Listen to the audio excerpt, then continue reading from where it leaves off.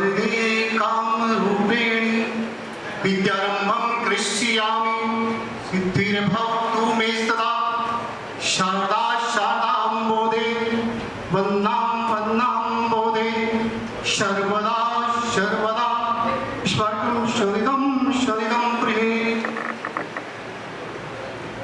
जननी जन्मभूमि भारत माता आकाश की बुलंदियों को छूने वाला भारत के गौरव सम्मान का प्रतीक तिरंगा वंदे वंदे वंदे। आज के कार्यक्रम के सभापति महोदय, सम्मानित मंच में उपस्थित राष्ट्र का निर्माण करने वाले शिक्षकों, वंदे मातरम वंदे मातरम वंदे मातरम। शिक्षा बहुत महत्वपूर्ण है, शिक्षा आवश्यक है।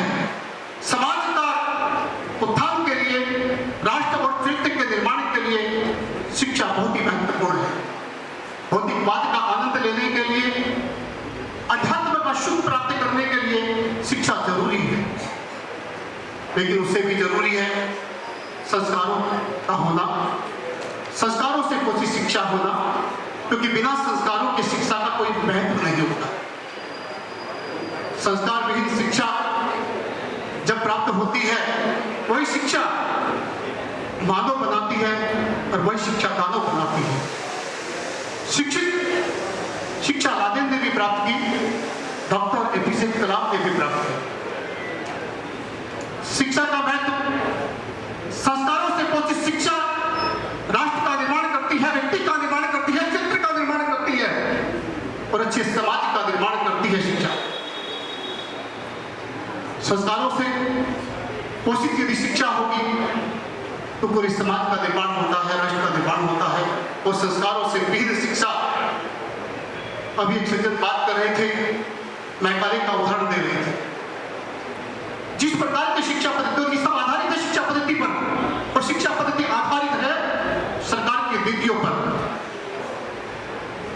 जो कहने से ग्रस्त होकर के जो शिक्षा पद्धति लागू होती है, जो हुई है, जब से हम शिक्षित हुए हैं, हिंदुस्तान की सारी नदियां गंदी हो गई है। हमने गंदी करने में कोई कसर नहीं छोड़ी।